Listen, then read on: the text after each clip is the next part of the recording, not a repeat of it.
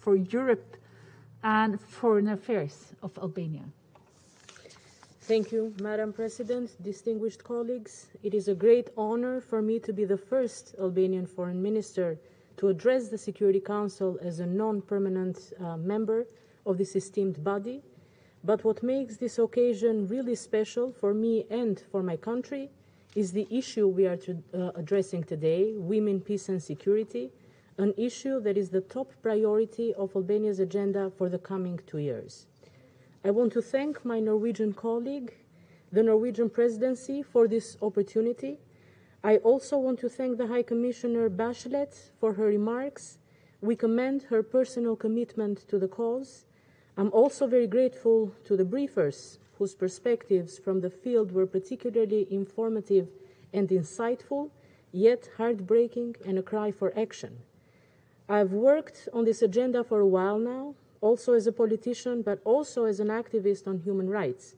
And during all these years, one thought has been with me constantly. How is it possible that women still have to fight for something as basic as equality, for the same rights as the other half of the population, men? It is perplexing, in fact, that even in our day and age, equality of rights, of representation, of education, of opportunity cannot be taken for granted if you are a woman. Or more to the point of this debate, that the right to participate in building and maintaining peace and security cannot be taken for granted if you are a woman. It is a sad truth of history, but it is a sad truth of our day and age too, that while men do most of the actual fighting, women often bear the brunt of it. I say this not as some cliché-sounding slogan. I say this as a lesson that we Albanians have learned from our very recent history. We saw this in Kosovo, where women were left to fend for their families, women left behind to pick up the pieces, women raped and tortured and killed as deliberate targets of a criminal campaign of ethnic cleansing. And we see it in conflicts everywhere in the world, from Afghanistan, Yemen, from Myanmar to Ethiopia to Syria, or to the repression against activists in Belarus. Women activists face threats and risks, as briefers also emphasized, including arbitrary detentions, enforced disappearances, and even targeted killings, not just because of the usual risks inherent in such activities in conflict zones, but also because of the fact that they are women. And yet, I know, we all know, that there is resistance to women having a say in how peace is achieved, how conflicts are resolved. 30 years ago, when my country began its long and difficult road towards reconstruction from decades of isolation and ruin under an extremely radical communist regime, we made the same mistake. We denied women a role in the reconstruction, in the reconciliation, and in the process of laying the foundations of our new Albania.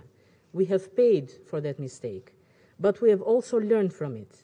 I am proud that now gender equality is a high priority for the Albanian government, not just in words and policy, but also in actions and concrete achievements.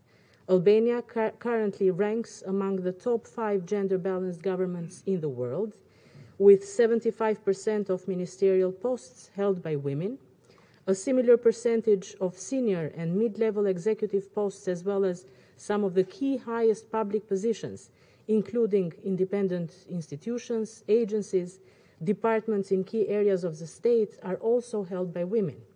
We have benefited, the whole country has benefited. That is why we decided to make women, peace and security our top priority.